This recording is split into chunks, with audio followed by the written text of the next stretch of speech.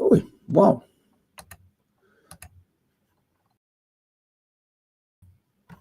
Det var den lilla. Kolla, there we go. Bara 9:30 a.m. Innovation Fika, Donny. I am just about to sneeze. This is a really weird situation. I'm just about to sneeze just as the camera started. It feels like one of those live things that will be viral all over the world. Maybe I should sneeze. Maybe I should do that just to go viral. No, I'm not going to sneeze. I am not going to sneeze. Okay. Anyway, good morning. Welcome to Innovation Fika at 9:30 a.m. Every Wednesday morning, 9:30 a.m. these days in the Innovation Fika, Innovation Coffee Break with me, Donny. And as usual, as you come online, just drop a comment in the comments in the feed, who you are, where you're from, and we'll get the networking started. And if you want to join me in the studio live here and have a conversation, let me know and I'll drop the link to the studio as well, and I can have you in on the call. I know we had a bunch of people that had signed up, so I'm hoping to get you online here as well. Here we go. Leo. Hey, Leo. Welcome. Good morning. Good to see you. Let's go. Yes, exactly, Leo. Let's go. Let's go. Let's go.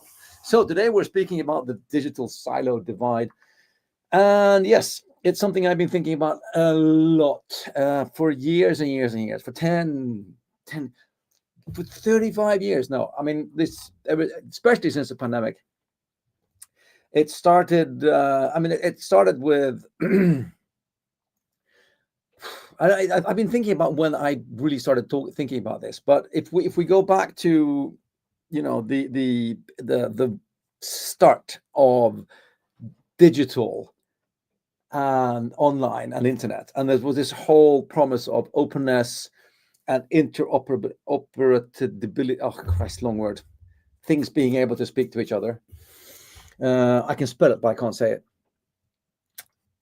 And internet protocol, HTTP, the whole sort of protocol for how we navigate the web and how a web server works. Still, glitchy, as some browsers don't do, some protocol, some scripts and so forth. But in general, most companies have managed to sort of adhere to this general open protocol of the World Wide Web, run by ICANN, who run all of the domains. They're an independent organization. They used to be controlled by the US, but now they are independent organizations that are controlled by their members. They still run all of the domains. They decide who gets to start a new domain, who gets to, and they also close down domains when former Yugoslavia was broken up into Croatia, Serbia, and Kosovo, and so forth. They actually killed the old, I think it was YA or something like that, or YS. I don't know. I remember that was an old domain. That's gone now. And then, of course, all of the new domains that are coming up, where we both have commercial domains and also the country-specific domains. But still, there's this open protocol of web where we can all surf more or less all web pages with, no matter if we have a browser from any of the big companies or a private independent browser. And this is also important. Anybody can build a browser that can then read the web pages that are on the web service, because we've adhered to this open protocol. Same thing goes for email. When we sort of invented email, there was this, yes, and okay, fine, and there still is,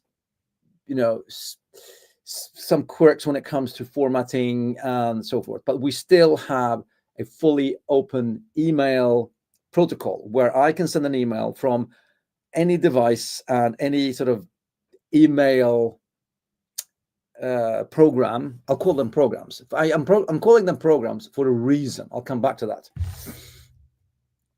And then anybody on the other side can receive that email, and at least on a text-only format, they can read and interpret what it says, because it's kind of following, the same kind of open protocol of how an email, how you write it and send it and deliver it and receive it and read it, that kind of thing.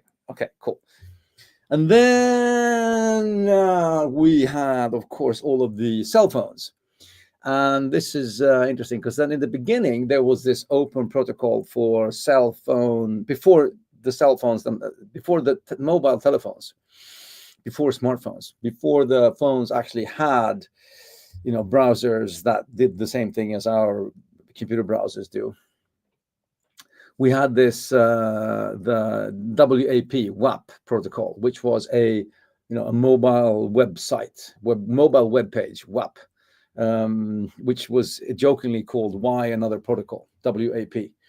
But it was for very small screens to be able to have them read and interpret these, web pages for mobile phones, pre-smartphone. And then in those days, so it was very, I'll admit, it was very cumbersome. It was messy. I had a mobile service company that I ran, and every time we did a new program, a game, or it was mostly games and fun, because nobody really saw the business possibility for having programs in phones back then, which was also quite funny that nobody saw that. But anyway, so I had a company that built games, and we sold games, and it was, downloads of ringtones and that whole thing. And we had like 60 devices from all different producers, Motorola's and Nokia's, and within the Nokia's we also had like 10 different Nokia's, because they all had different screen sizes and resolutions and different processors and different capabilities of reading and so forth. So we had to sort of make a tweak to every single program to make sure that they worked nicely, but it was still the same like Java central component that we could write once and then just adapt to everyone, and that was messy. So then what happened was that suddenly the smartphones came in, and then what we also saw, it was maybe before that, but still, it was text messaging. Any phone can send a text message to any other phone, and then I'm not going to blame Apple or blame Samsung, but I will say that with the idea of sort of, introducing convenience, they also introduced a number of constraints. So they said, here's the iPhone, here's the App Store, and then they started calling them apps, not programs. And here's the screen size. There's only one screen size because there's only one iPhone. All of them have to look exactly like this and fit in this screen size, have this resolution, and match the processor and everything like that. So they more or less, they built the App Store based on the device, not the other way around. And then they entered a number of constraints, which then of course was super convenient because everything looked, good on the actual phone.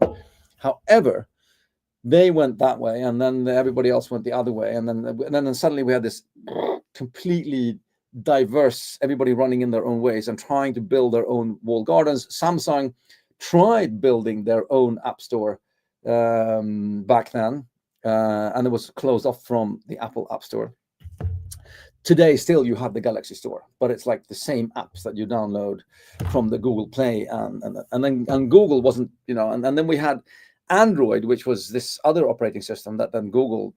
Everybody buys stuff like, Apple. They panicked because Google didn't. Google had the voice. Google, Google, that kind of thing. So they panicked. So then they bought Siri. Apple bought Siri. They didn't develop or create Siri. They bought Siri. And then and Google, they same thing there. They brought in like Android and everything, and that was suddenly their sort of smartphone thing. And then they started competing. And then, of course, one way of competing was to create these walled gardens where everything works nicely within that garden, but there's no interoperability. That word again. There's no connection and compatibility between the two. You can't just sort of seamlessly move things over. I can't go to a Apple App Store with my Samsung and download an Apple app. I have to do it from Google Play, or in this case, then Galaxy Store, since it's Samsung. Which then, of course, created this whole thing of, walled gardens, and we started seeing, the rise of these sort of castles with moats and empires. So either I'm in the Apple universe or I'm in the Samsung universe. And then for a while there was also the Microsoft universe, because they had smartphones as well, with Apple, with the phones and the apps and everything like that. Nokia kind of sort of fell out of the race quite early, even though the name still exists, but it now is run by a third party that bought a license for that name. So then suddenly, and then we sort of felt, okay, well, that's the way it is. I either have an Apple or I have an Android. Android being a lot more open across devices, where a number of manufacturers could choose to use Android. I mean, Nokia for a long time, they had their own operating system. Samsung had their own operating system, and so forth. But then more and more took the step over to Android, and then started using Android. So anybody today can actually start like building a phone, and then they can choose to use Android as an operating system, which means that they then get access to the App Store, the Google Play App Store, the Android App Store. And there's been a bunch of, I have a rugged outdoor phone at home. It's a Nokia, what's it called? 800 something. It's one of those you can, bring to the forest and throw in the water and drop from 100 meters, and and it's battery life for 5 days, and it's an outdoor rugged phone. That one still runs a very sort of own, proprietary OS, where I can, download programs, apps from a very sort of limited app store. So, I get the idea of convenience. However, I don't accept the limitations and the constraints. And I'm only talking smartphones and the universe of the whole devices. And I have I'm in a Samsung universe, right? So I have the Samsung earphones, I have the Samsung watch, and I have the Samsung phone, and they all work nicely together. This one, of course, doesn't really pair with an iPhone, so it pairs, but I can't really do anything with it. So so forth. And the watch, not anymore. My niece actually bought a Samsung watch because she wanted to have it stand alone with her earphones, but she couldn't pair it with her iPhone. And it's just lock in. And then we come to the whole idea of video conferencing service. Pre-pandemic, there was a lot of talk about the WebRTC, which is, I don't know if you know what WebRTC stands for, but WebRTC, it stands for Web Real-Time Communication. And it is, WebRTC is actually the internet protocol for video calling, right? WebRTC is an open protocol that everybody has sort of agreed to use for internet video and audio calling. WebRTC, Web Real-Time Communication. And the thing is, and here's the kicker. The thing is, all of these video conferencing services, they all use WebRTC. Zoom and Teams and everybody, they use the same protocol to communicate over the internet.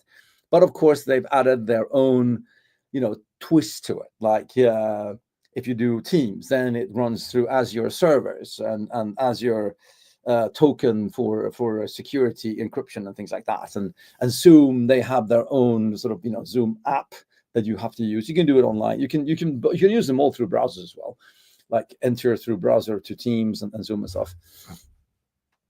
But that's the thing. They all use the same protocol, but then they've added their own sort of proprietary layer to make sure that they lock you into their thing. And of course, if we would say now, why can't you speak to each other? Why can't I communicate across the different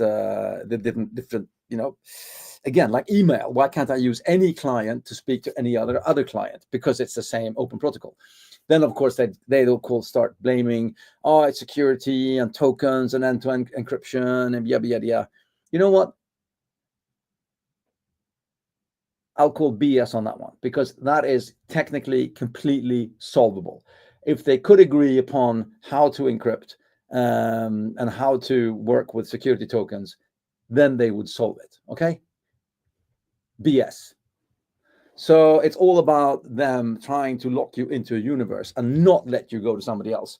And so then I come to my sort of my bigger, that's again, it's like the walled gardens of smartphone universes with devices that fit each other. And then, that's one thing. But then we come down to the user perspective, because we're the ones suffering from this, because I have a lot of meetings. I mean, yesterday I taxed through, I think, 7 or 8 meetings over a day, one meeting every half an hour. More than half of them are online still, because it's faster and easier and more convenient. And people don't have to get all the way here to meet me. They can just connect where they are online. We can have a 15-minute meeting, and that's good. And I'm switching between Zoom and Teams and Meet, and sometimes like there's a WhatsApp call as well. And then, there's always this thing that, I have to reset you're on mute. And then, I have to reset my microphone, and this camera doesn't work on that one. And there's always different settings. And then suddenly Windows goes all bonkers on me, and I have to go into the deep settings to turn on or turn off my microphone. And it's just all of these things that keep on being a mess, because we're switching between the different varieties of what they have decided they want to do. So that's a mess enough. And then another example I will actually bring up is this one, USB-C, because for many years everybody had their own connection. So we did have like a general USB standard, right? We had USB-A, USB, the small ones, micro, and then the really, really small ones. And then and everybody had different connections, but there was like this USB gang, and then there was, of course, Apple, and they refused. So they had their own connections, and now I'm just not just talking convenience. I'm also talking environmental, and I'm talking expense, because we were throwing away, and I still think probably we are, but these wires and charging things. I mean, every time you buy something, they send you a new wire, which is still mad. I mean, they used to send you, every time you bought something like earphones or a phone, they always also send you a charger, which is madness. In Europe alone, I think we've been I saw a number, it was like throwing away 15 tons of charging wires and chargers, like a month. 15 tons a month all over in Europe, just throwing away. And the thing is, the companies, they are making so much money on our inconvenience.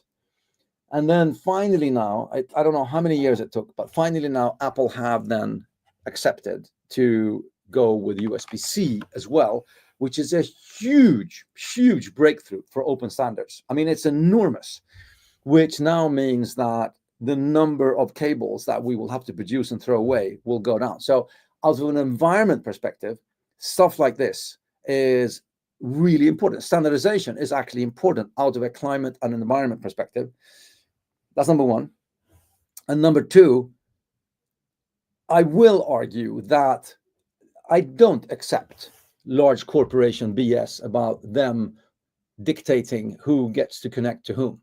Because it's come to the extent where everybody uses video calling, and they are creating so much problems for the users, and the amount of time people lose on a daily basis at work because they keep on having to reconnect or can't connect, and there's a hassle. And I can't use that because we don't have this universe. We're in this universe, and this whole thing.